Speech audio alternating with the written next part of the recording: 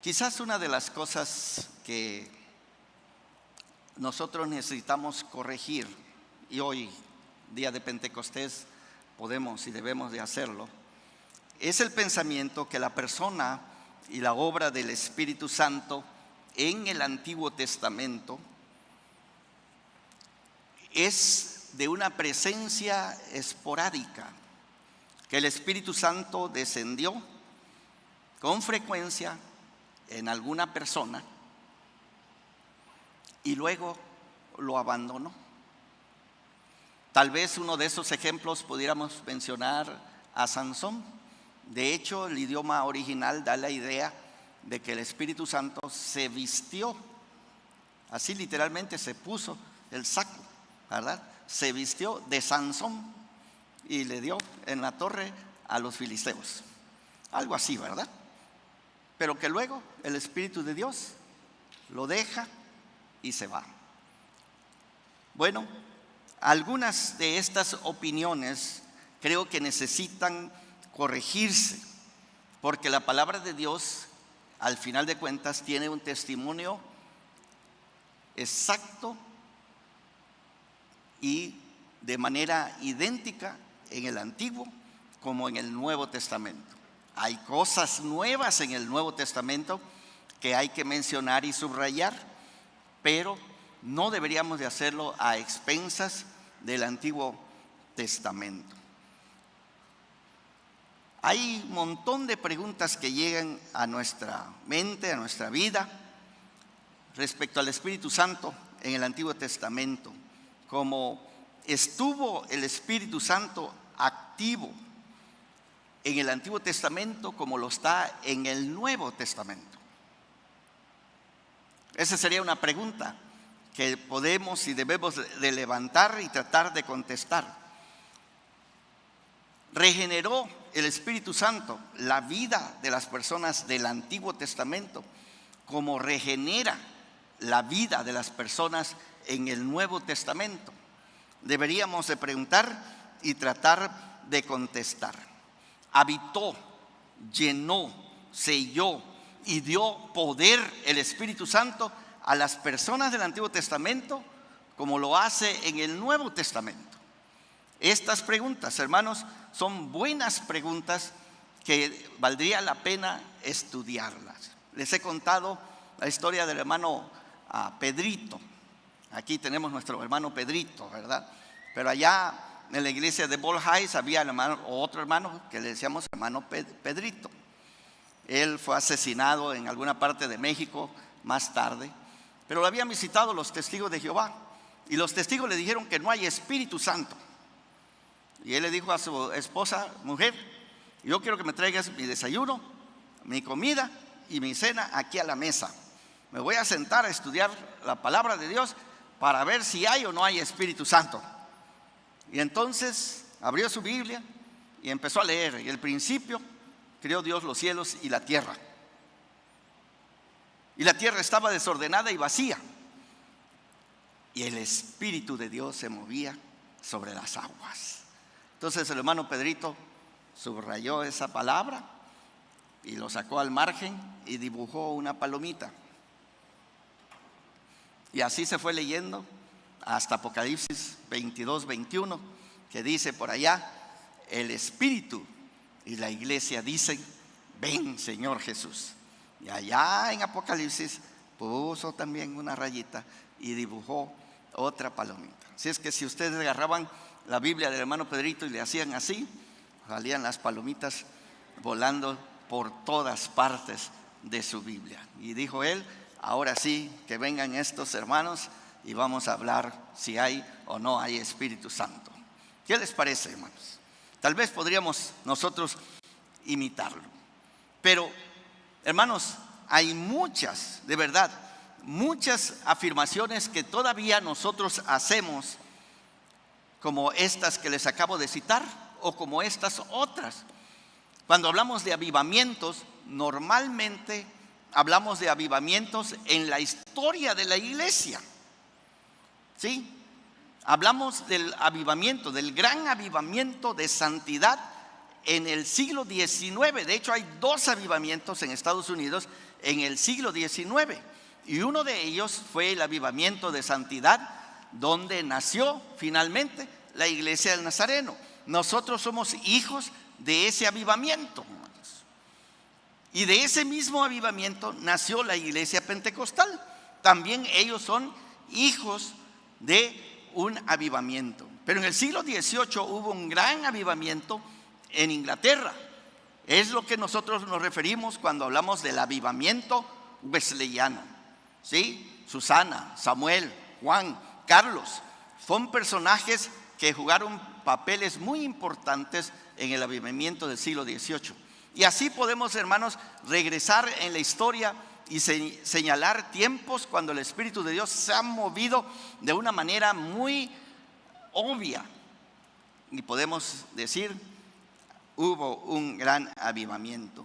Pero tal vez lo que no sabemos es que en la palabra de Dios, si ustedes toman el tiempo para leer, ustedes van a encontrar que tenemos alrededor de 16 avivamientos en la palabra de Dios.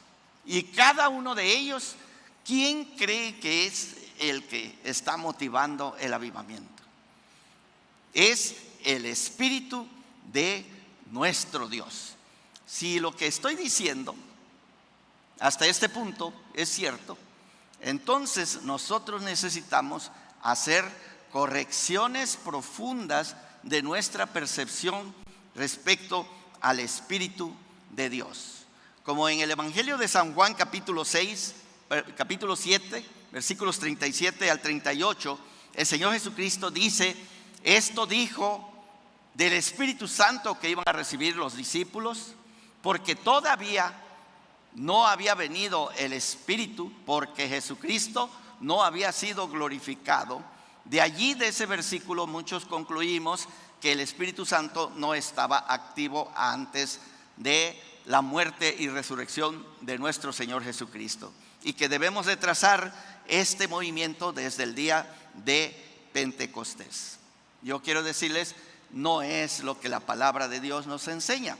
Entonces valdría la pena, como un prefacio, como una introducción al texto que vamos a predicar, que es Zacarías capítulo 4, que tomemos tiempo de revisar algunos versículos. Si ustedes tienen su Biblia o que quieren apuntarlos por allí y luego hacer algún estudio especial sobre estos textos, les invito y los desafío a hacerlo. El primero sería Salmos capítulo 51. En el Salmo 51, un salmo de confesión,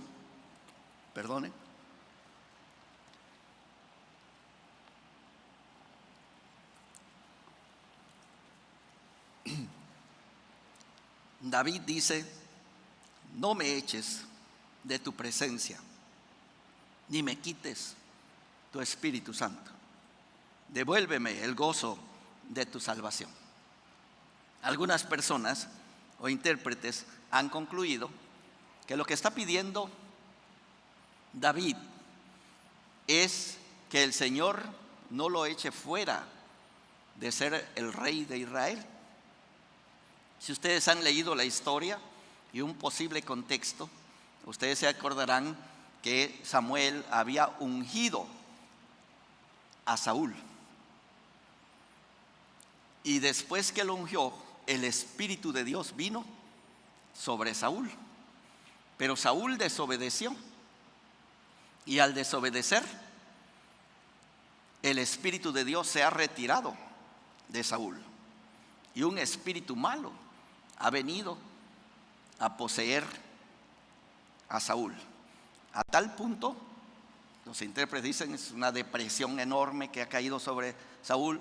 Necesita que alguien venga y toque el arpa para echar fuera ese espíritu. Entonces, con este contexto, algunos han concluido que David está orando, Señor, no quites tu espíritu, no lo quites.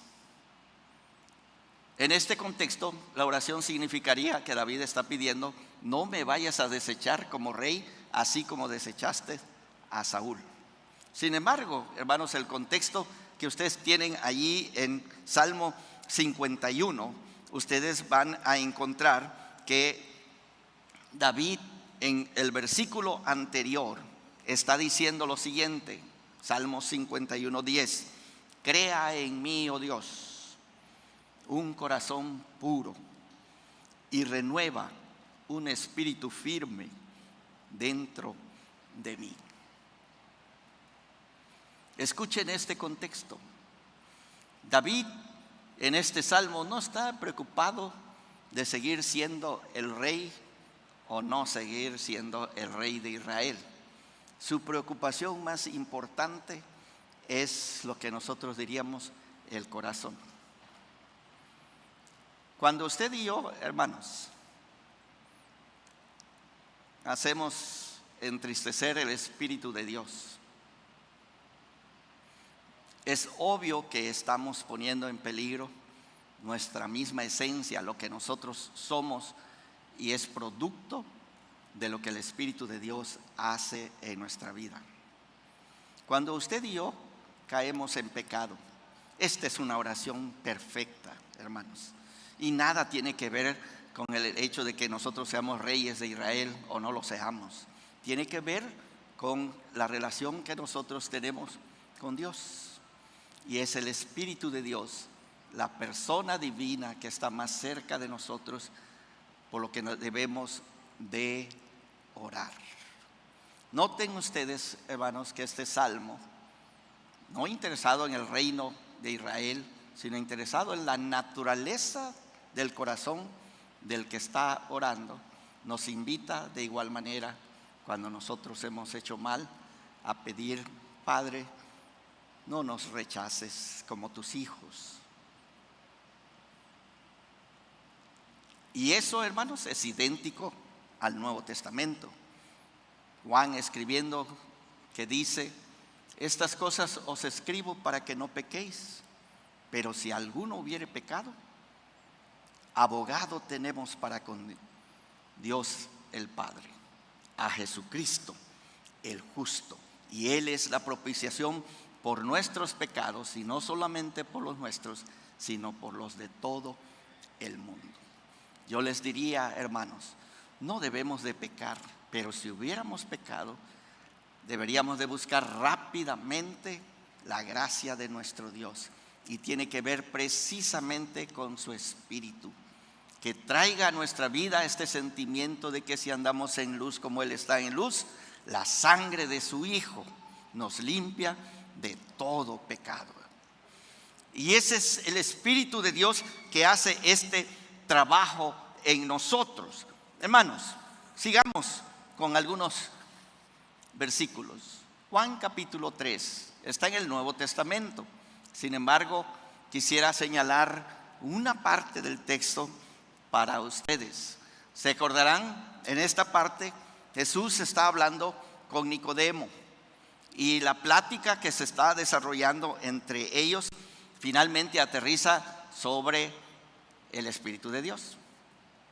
A menos que nosotros nazcamos del agua y del Espíritu, no podemos ver el reino de Dios. Y cuando empiezan a hablar sobre este tema de nacer de nuevo, Nicodemo, que es un maestro, un rabino en Israel, entra en problemas o en confusión. Y el Señor Jesucristo le dice a Nicodemo, porque él le está dando explicaciones muy racionales: ¿cómo es posible nacer de nuevo? ¿Se hace necesario que entre de nuevo en el vientre de mi madre y nazca de nuevo? Y el Señor Jesús se maravilla. Fíjense, los dos rabinos aquí maravillándose. Nicodemo está maravillado de que Jesús esté haciendo los milagros que está haciendo. Y así le dice: sabemos que vienes de Dios, porque nadie puede hacer lo que tú haces si Dios no está con él. Y Jesús le va a decir: a menos que nazcas de nuevo, no puedes ver el reino de Dios. Y ahora, pues Nicodemo está espantado, ¿verdad? Porque no entiende este asunto del nuevo nacimiento, de nacer del Espíritu. Pero ahora Jesús, de este lado, está maravillado de este rabino. ¿Cómo puede ser? Tú eres maestro de Israel. En otras palabras, tú deberías de saber esto. Y eso es lo que quiero señalarles. El hecho de que Jesús espera que Nicodemo supiera esta doctrina. Y esta doctrina, hermanos, no está fundamentada en el Nuevo Testamento, está fundamentada en el Antiguo Testamento. O sea, Nicodemo debería de haber sabido que nosotros podemos nacer de nuevo, podemos nacer del Espíritu. Cristo todavía no ha muerto, no ha resucitado. Eso está en el futuro. Y entonces este señalamiento tiene que ver hacia el Antiguo Testamento. Y la pregunta sería, bueno, Jesús espera que Nicodemo sepa esto, pero ¿de dónde en las Sagradas Escrituras se enseña eso? Bueno, hay muchos textos, pero les señalaría en particular a Ezequiel capítulo 36, en donde se anuncia precisamente que había la necesidad de que el corazón de piedra que nosotros tenemos sea extraído y se ponga un corazón de carne. Y en ese corazón de carne se ponga, ¿qué, hermanos? El Espíritu de Dios. Entonces, Nicodemo debería haber sabido eso y no lo sabía. A mí me fascina precisamente porque los primeros cristianos no tenían el Nuevo Testamento para las discusiones, solo tenían la Biblia, que es los libros del Antiguo Testamento. Y es en base del Antiguo Testamento que van a salir todas las doctrinas cristianas que nosotros tenemos. El factor Cristo tendría que añadirse, pero ahí están en esas escrituras. La siguiente escritura sería Isaías capítulo 63, del 7 al 14. Este texto comparte con Salmos 51, precisamente ser el otro texto donde aparece en el Antiguo Testamento 3 veces el nombre completo del Espíritu Santo. Y allí se habla de la historia del desierto. ¿Quién dirigió al pueblo de Dios como si fuera un montón de ganado, hermanos? Si fuera un montón de reses que se están dirigiendo en el desierto. Isaías contestará que ese trabajo lo hizo precisamente el Espíritu de Dios. Es interesante que bien podríamos decir el Espíritu Santo era cowboy, ¿verdad? Un vaquero, está montado en su caballo y está dirigiendo todo el ganado. Todo Israel lo está dirigiendo. Pero el pueblo de Dios en el desierto se rebelaron en contra del Espíritu, lo entristecieron. Así dice Isaías. Si ustedes van al Salmo que equivale a esta porción, ustedes van a encontrar que este término de entristecer al Espíritu Santo ya está en el Antiguo Testamento. Y si alguno de ustedes se pregunta, ¿y qué significa esto de entristecer al Espíritu Santo que aparece allá en Tesalonicenses, en el Nuevo Testamento? Es esto, hermanos, que nosotros seamos rebeldes, que estemos constantemente contradiciendo la dirección del Espíritu de Dios. ¿Qué estoy diciendo? Que lo que nosotros sabemos del Espíritu en el Nuevo ya es cierto en el Antiguo Testamento. Es cierto también en el Antiguo Testamento. Ezequiel 36, 24 al 28. Ya lo citamos, pero mencionemos este asunto. Hermanos, el único que puede hacer posible que tú y yo vivamos una vida santa es el Espíritu de Dios. Por eso, hermanos, nosotros debemos de pelear hasta con los dientes cuando un hermano pentecostal nos haga dudar que tenemos el Espíritu de Dios. Ellos igualan la presencia del Espíritu de Dios con hablar en lenguas. Y entonces, si ustedes no han hablado en lenguas, concluyen, no tienes el Espíritu de Dios. Pero hermano, quien no tiene el Espíritu de Dios no es de Cristo. Romanos capítulo 8. Si ustedes no son de Cristo, no tienen el Espíritu de Dios. Pero si son de Cristo, ciertamente lo son, porque el Espíritu de Dios está morando en sus vidas. Tal vez no lo han sentido en una manifestación grande, pero está trabajando en sus vidas. Y particularmente, si ustedes pueden notar que en sus vidas hay una transformación de vida. Porque este es el punto, que el cambio de corazón que anuncia el libro de Ezequiel es precisamente este cambio de voluntad, que antes quería hacer las cosas malas y ahora tengo deseos de hacer las cosas buenas. Pero no solamente deseo hacer las cosas buenas, pero hay un poder que viene más allá de mí, que me capacita para vivir, como cantaba Zacarías en el capítulo 1 de San Lucas, para que librados de nuestros enemigos les sirviéramos en santidad y justicia todos los días nuestros. No podemos vivir una vida santa sin el Espíritu de Dios. Hay veces que exaltamos mucho, como dice Juan Wesley, la entera santificación, y pensamos, cuando sea enteramente santificado, entonces ya no tendré ningún deseo malo, y hacemos menos la justificación o el perdón de nuestros pecados. No hay necesidad, hermano.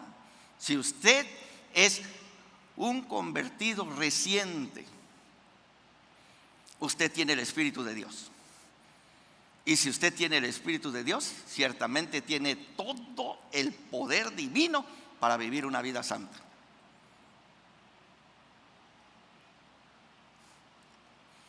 Voy a repetirlo, hermanos. Si ustedes tienen el Espíritu de Dios, no sé, aunque sean recién convertidos o sean cristianos de muchos años, ustedes tienen todo el poder divino para vivir una vida santa. No anden diciendo, es que no soy enteramente santificado. O algunos dicen, no me he bautizado tampoco. Bueno, bautícese pronto. Pero el poder del Espíritu Santo vino a su vida para transformarlo, hermanos, para cambiarlo, para hacerlo una nueva criatura, para desear las cosas de arriba y no las de esta tierra, para vivir una vida agradable delante de Dios. En estos días estaré en discusiones fuertes sobre Romanos 7, 14 al 25. Ahí nos peleamos calvinistas y arminianos. Y nos peleamos por razones muy específicas, hermanos. En la línea calvinista se nos dice allí que nosotros realmente vivimos así, que esa es una vida normal del cristiano. Pero escuchen, una vida normal del cristiano que dice, yo soy carnal vendido al pecado. ¿Les suena cristiano eso, hermanos?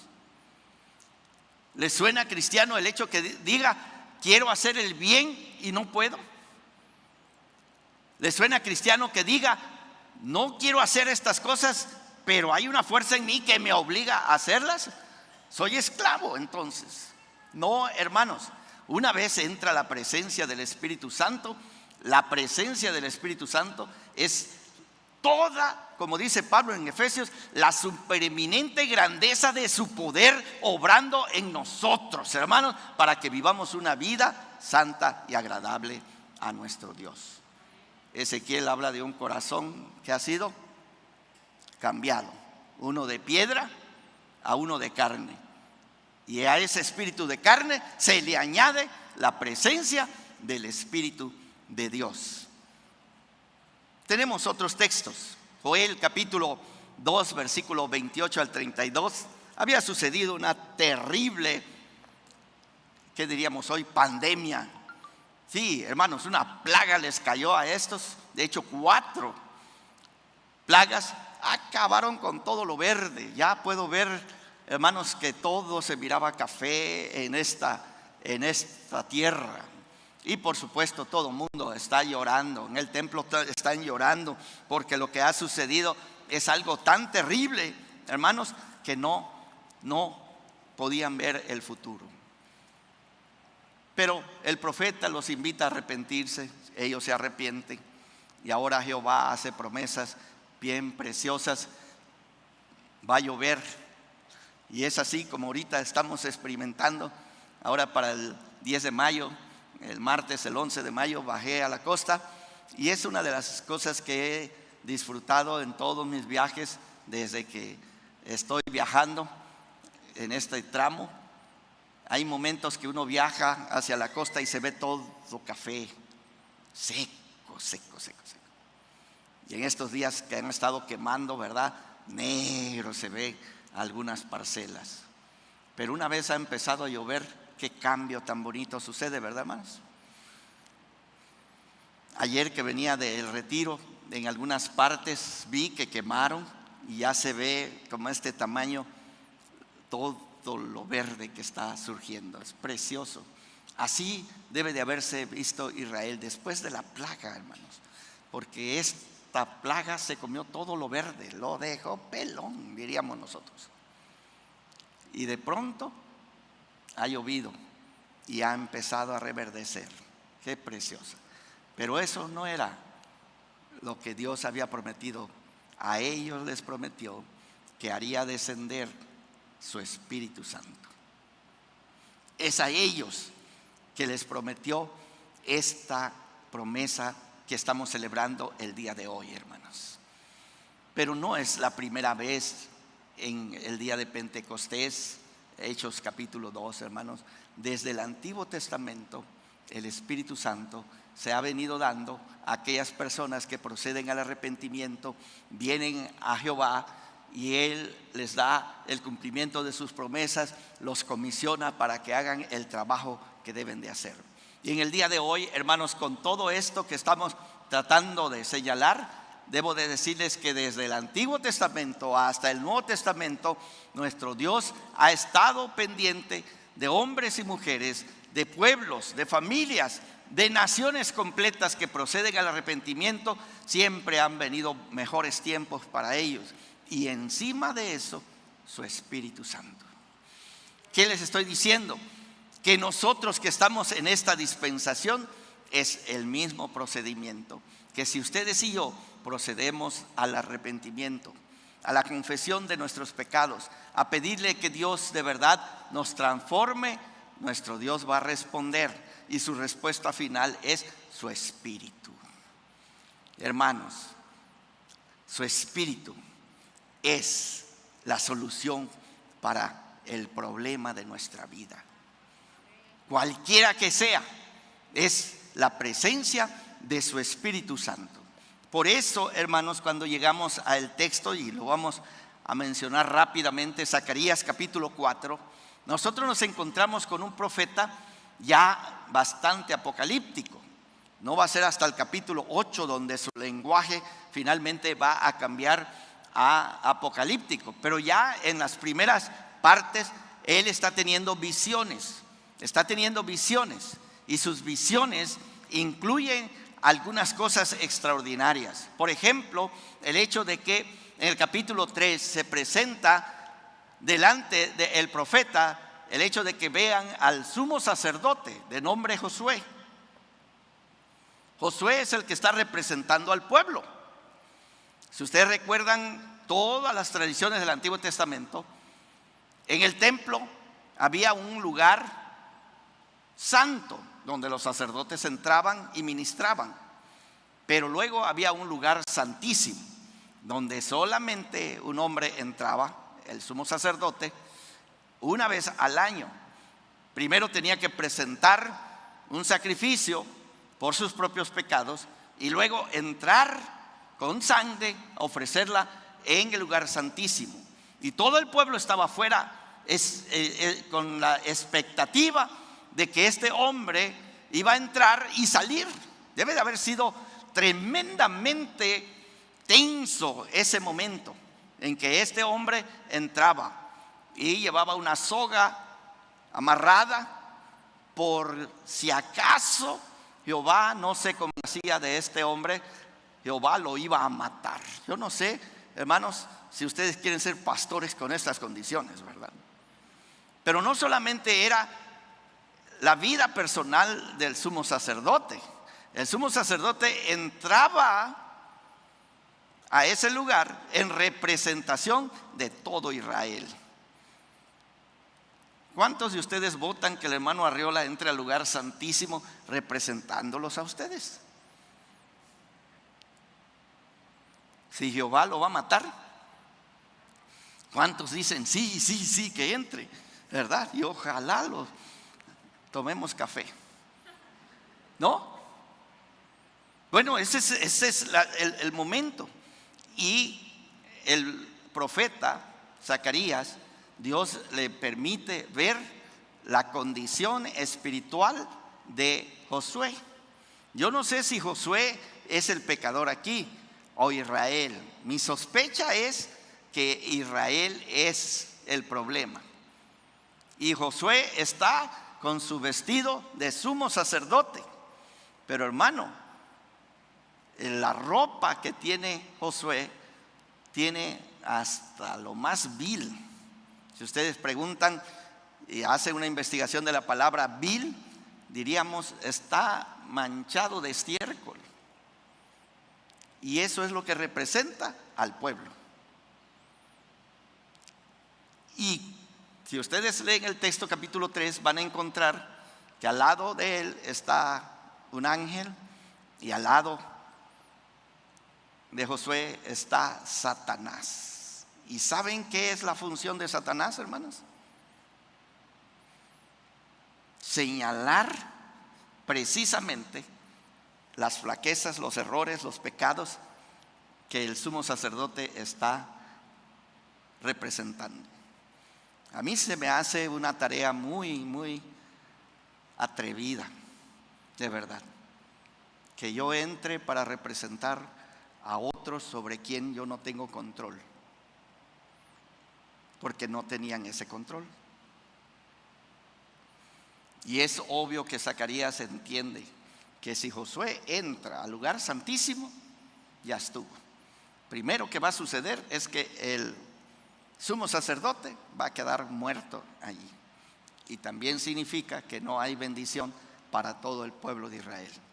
Es la manifestación del desagrado de nuestro Dios sobre el liderazgo del pueblo de Dios. Este es el contexto.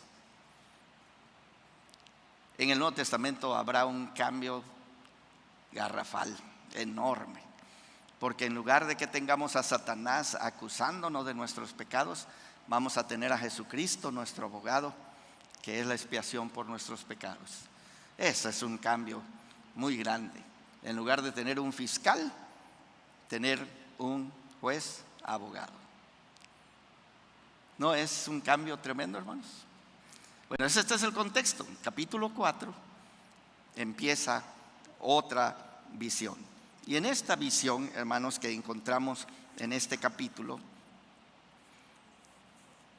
a nosotros se nos presentan algunas cosas que voy a mencionar rápidamente.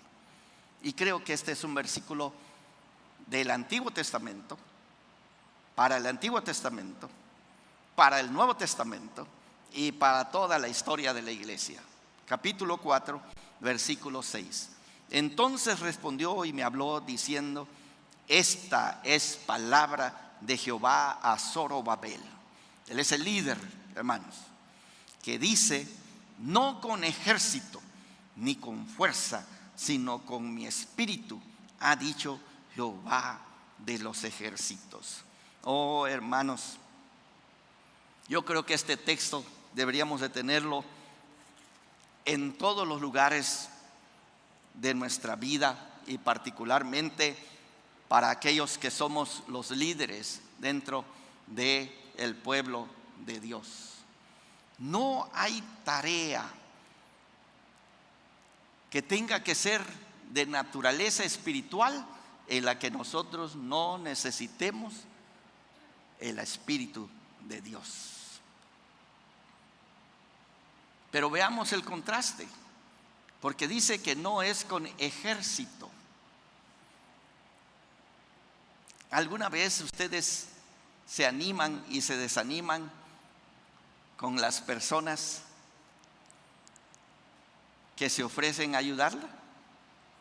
Quizás una de las decepciones más grandes que nosotros llevamos trabajando dentro de la iglesia es que nos elijan.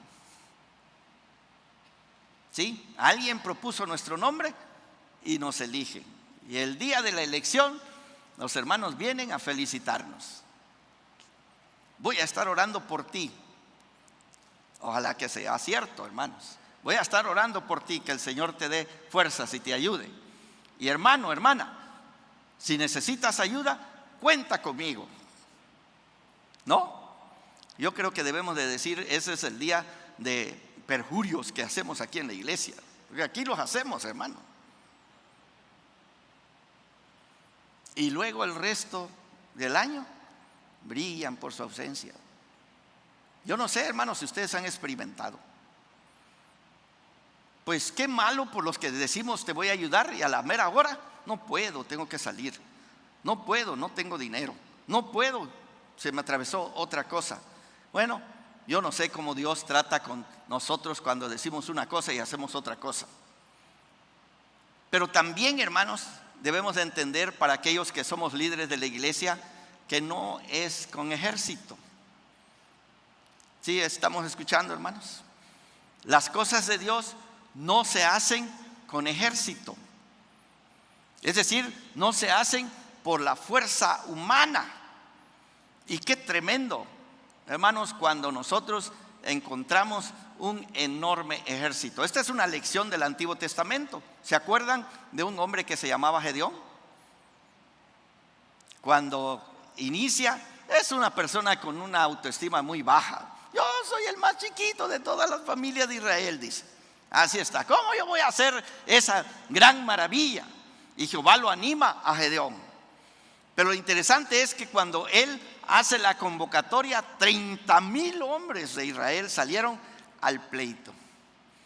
Pero Jehová le va a enseñar a él, como nos enseña a nosotros en el día de hoy, que no es con ejército. Le dijo, son muchos. Vamos a hacer el primer corte.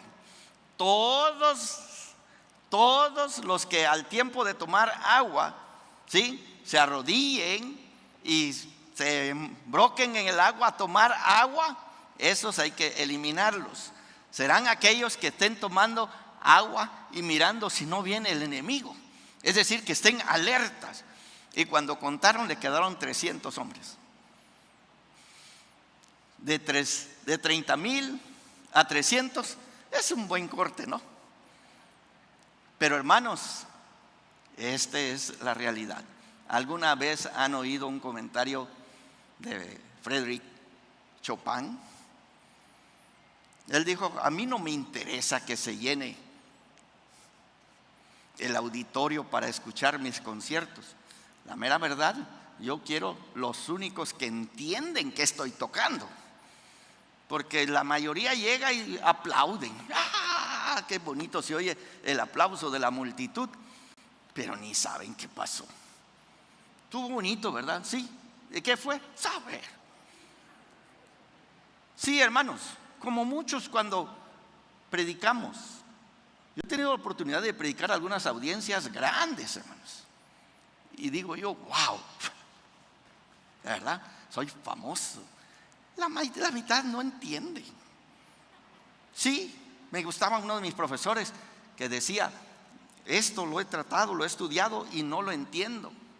Y la congregación se reía. Y tampoco ustedes, decía.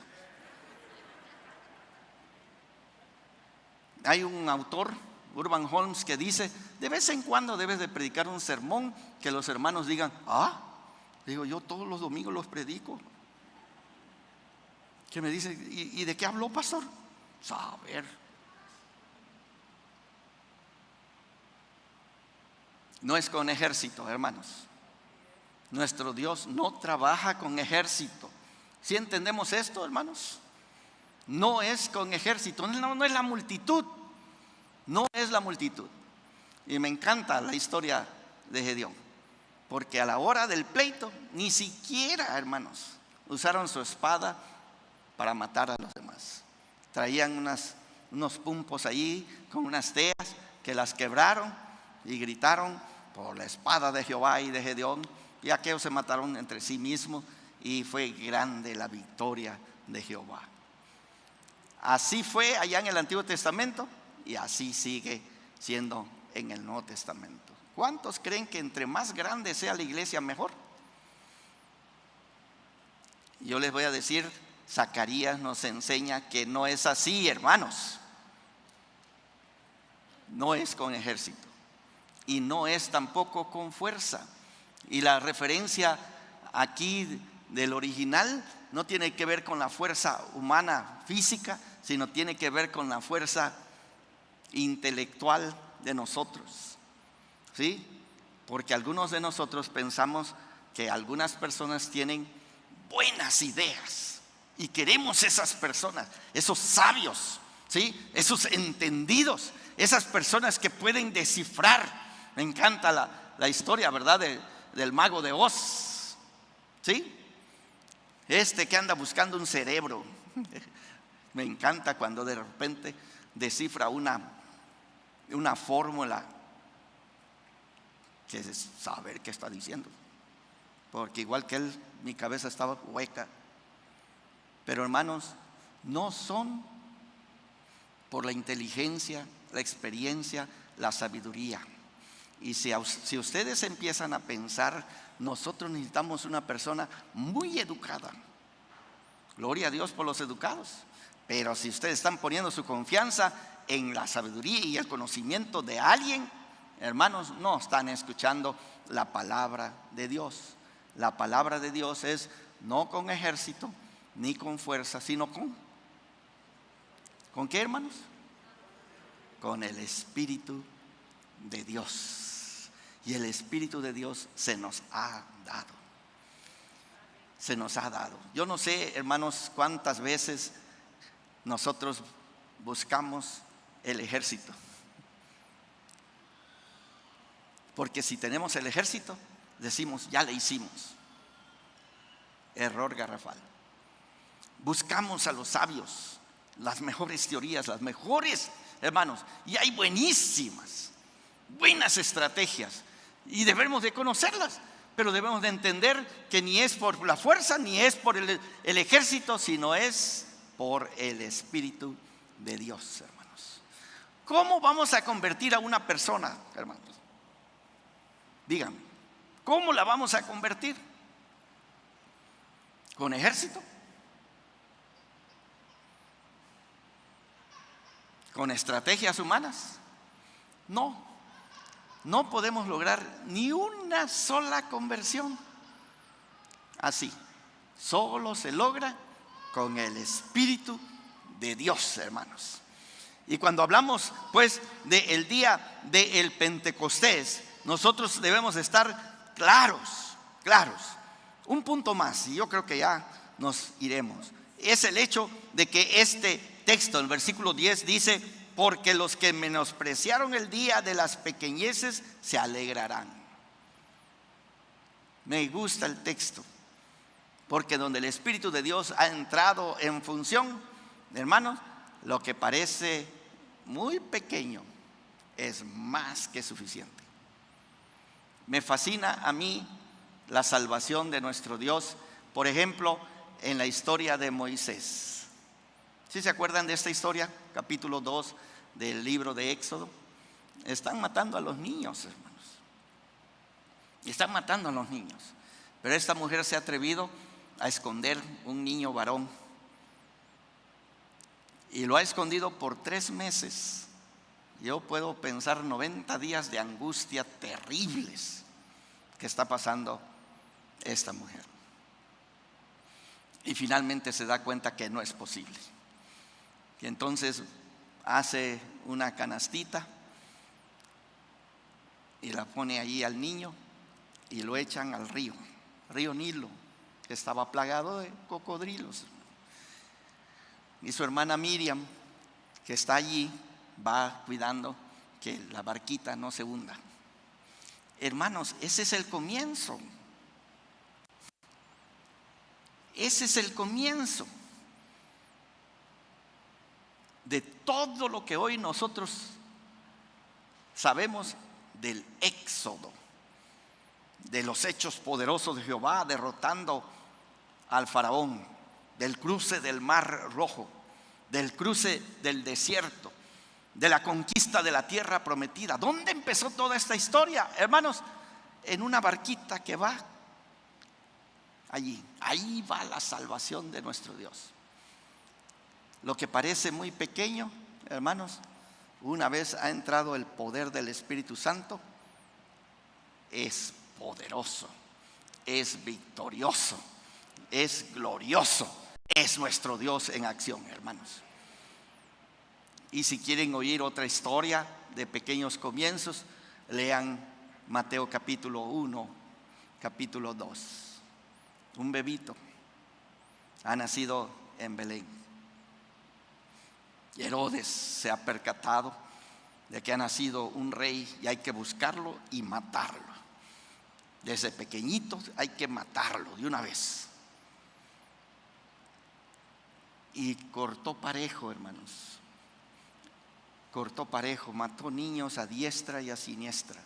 Pero ya veo en la oscuridad una pareja con un bebito en un burrito. Van huyendo, hermanos, rumbo a Egipto. ¿Qué va ahí, hermanos? Va la salvación de nuestro Dios. Hermanos, nunca despreciemos los inicios pequeños. Cuando a esos inicios pequeños añadimos la presencia del Espíritu de Dios. No sé, hermanos, si están atentos, pero la vida es así y la vida eterna es definitivamente así. Hay veces que se ve la semilla que empieza a germinar y aparece la nueva vida y se ve la nueva vida toda enclenque. De verdad, yo la he visto germinar debajo del asfalto. El asfalto, hermanos. Y uno pudiera pensar, el asfalto la va a matar. Una vez ha germinado, es fuerza y empieza, y empieza, y empieza. Y no es así en la vida de nosotros, hermanos. Un hombre que era un borracho, se estaba tirado en la calle, se ha convertido. Y uno lo ve enclenque, medio amarillo, como que parece que sí y que no. Y uno piensa, no, esto no va a salir adelante. Ay, hermanos, una vez el Espíritu de Dios ha entrado, el resto es historia, hermanos. El resto es historia. Y yo quisiera decir que esto que está diciendo el Antiguo Testamento, Zacarías, capítulo 4, debe de ser la historia de cada uno de ustedes. ¿Cuántos de ustedes fueron alcanzados en circunstancias que hoy nosotros diríamos, de plano, no la van a hacer? Cuando empezaba el evangelio en La Polca, en mi pueblito, el primero que se convirtió fue la familia Vázquez. Y el papá, hermano Julio Vázquez. Fue la primera familia que se convirtió. ¿Saben qué hizo don Lorenzo Arriola, mi padre? No era cristiano. Fue y sacó al hermano Julio y se lo llevó al lugar que nosotros decíamos la Julia, era la cantina. Se lo llevó a la cantina al hermano Julio y se lo emborrachó. Solo para que dijera, ahí está, no, que ya es protestante, no, que ya es cristiano, ahí está, borracho. Y mi papá feliz, porque estaba demostrando que no iba a pegar el evangelio. Al ratito lo agarró a él también. Y gloria a Dios, porque el Espíritu de Dios llegó a transformar las vidas de hombres y mujeres que hoy, hermanos, podemos testificar que el Espíritu de Dios es magnífico. Es la presencia de nuestro Dios y lo único que necesitamos en esta vida. Por eso hoy, día de Pentecostés, nosotros celebramos con toda la alegría. El Espíritu Santo ha venido. Y quiero creer que usted puede añadir, y también ha venido a mi corazón. Porque así es. Si así es, hermanos, tal vez nosotros estamos pensando, ay, ese todavía no sabemos, está medio sancochado. No se preocupe, porque el Espíritu de Dios va a seguir trabajando y uno de estos días va a estar cosido de un lado y del otro lado para la honra y la gloria de nuestro Dios. Sí, hermanos, nunca despreciemos los pequeños inicios de la vida eterna, de la transformación que el Espíritu de Dios hace en nuestros corazones. Por eso Pablo, cuando escribe sus cartas, dice: aquel que inició, ¿qué? La perfeccionará hasta el día de la venida de nuestro Señor Jesucristo. Cuando lleguemos a ese día, hermanos, todos nosotros estaremos perfeccionados por la acción de su Espíritu Santo.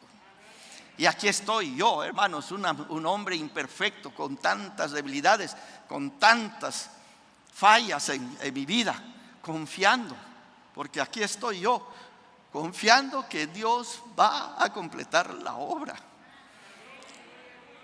Que cuando termine, tendré la estatura de un varón perfecto, a la medida de Jesucristo. Y por eso, hermanos, aun cuando a veces escucho malos testimonios, no es como que bañamos al niño y el agua está toda sucia y tiramos el agua sucia y el niño también. No. Hay cosas que dan pena, dan vergüenza. Quisiéramos cerrar los ojos, pero nuestra confianza no está en que usted y yo fallamos. Eso lo hacemos cada rato, hermanos. Nuestra confianza está en el Espíritu de Dios. Él va a completar la obra. Él la va a completar. Y cuando la complete, nosotros brillaremos como el sol en el reino de Dios nuestro Padre. Señor les bendiga, hermanos.